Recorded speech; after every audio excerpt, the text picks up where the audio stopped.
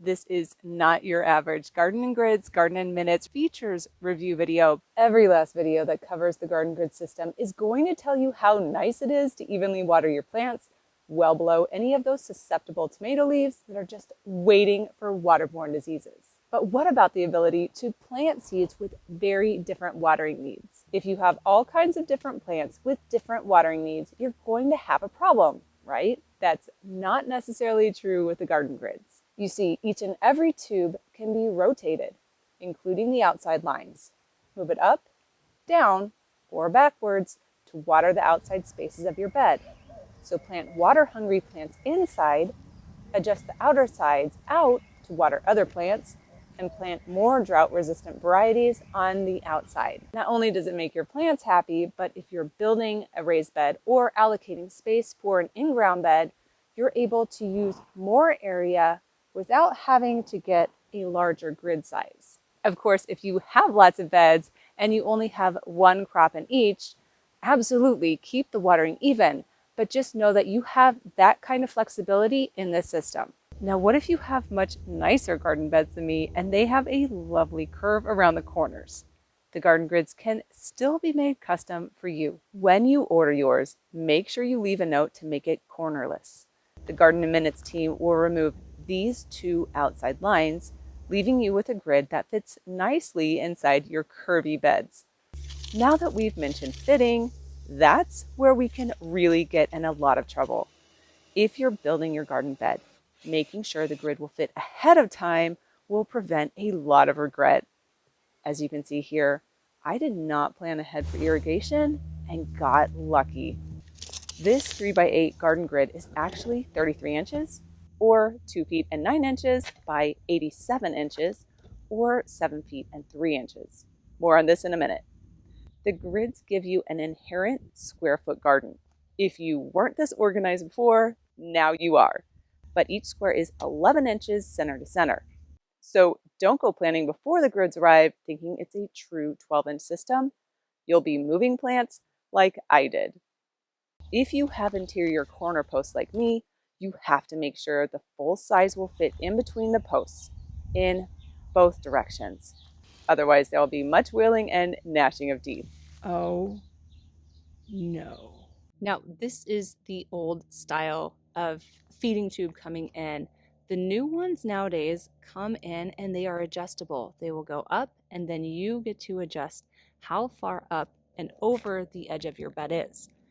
So what this means is the garden grid is now a true 33 inches. You don't have to account for this outside feeder.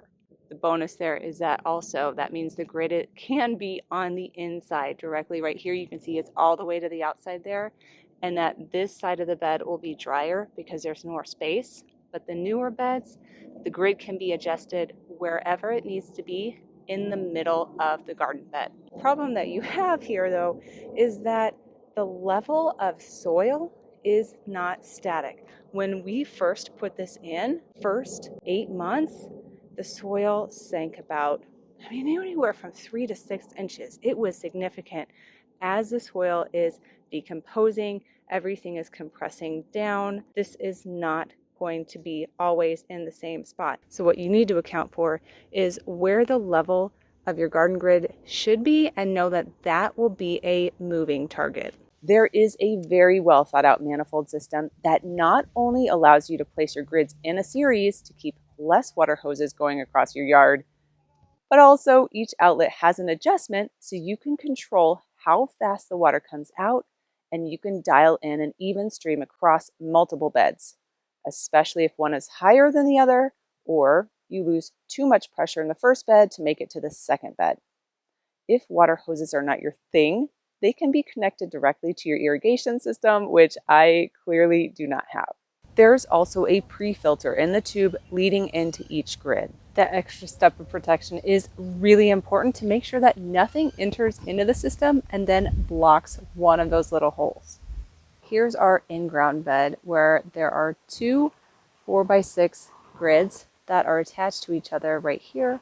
You can see the feeder tube where each one of these connects to the manifold. This is the smallest one that they offer, knowing that I didn't really need any distance here for the hose to come in. And each manifold comes with a cap so that you don't necessarily have to feed another garden bed again. Here's the adjustment. These are on full blast so that the water pressure is even across the entire bed. What about wintertime?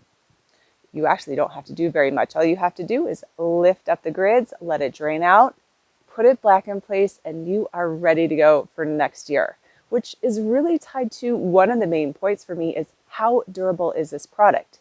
Here in the low desert of Arizona, it's got to hold up to the heat, it's got to hold up to the UV, as well as it's going to hold up in the wintertime. As long as you drain the water out so that it doesn't expand and crack. It is a year-round product for outdoors. You don't have to allocate any space inside to store it. Here are some unadvertised features you start figuring out once you start living with a system. I wanted to lay down a cloth of some sort to keep our carrot seeds from drying out. That's a whole different video I'll share at the end because it ended up being more than just keeping seeds moist. Installing is a lot more stress-free. That is one pro about this garden grid. It really helps, not just spacing out the area, but when you want some protection like this, it holds it in place. You're not adding anything extra, no staking or anything like that. The garden grids unexpectedly were the easy, instant answer to keep it in place. Boom. Even weight distribution across a larger area was the second unexpected feature of the garden grid's irrigation system. We all know compact soil is difficult to grow anything in. So when I needed to protect seedlings from a projected windstorm with gusts up to 45 miles per hour, the grids kept the bucket protection from smashing down the soil. This was especially evident when placing a plastic planter and a box of screws evenly balanced on 2x4s on top of this square to protect this sunflower. You can see the 5-gallon buckets were a better fit because they easily went across the grids over the tomatoes in the background. Just use what you have until you run out. I obviously ran out of 5-gallon buckets and then I had to get more creative. To be clear, I'm not saying put a lot of weight on the garden grids. That's a terrible idea. It's just going to destroy the product. Instead, though, if you're putting something very light for a short amount of time, that's something that's doable. No overspray on cameras. This is a huge side benefit, especially if you plan on creating video content. Your cameras can easily be kept out of water. This is especially important for longer time lapses that go on for months.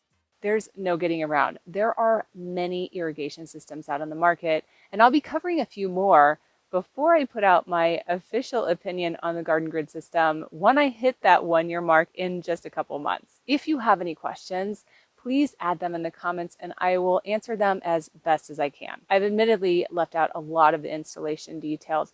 I covered that in my unboxing and installation video. Definitely check out my installation video if you are concerned about adding the garden grids into an established garden. If you have a tree, trellis, something that you'd rather not move. This video also covers every last gotcha in the installation process. Or check out this video on starting seedlings with a lot more protection, which totally use the garden grid systems to keep it in place. I hope this helps you decide on the best watering system for your garden.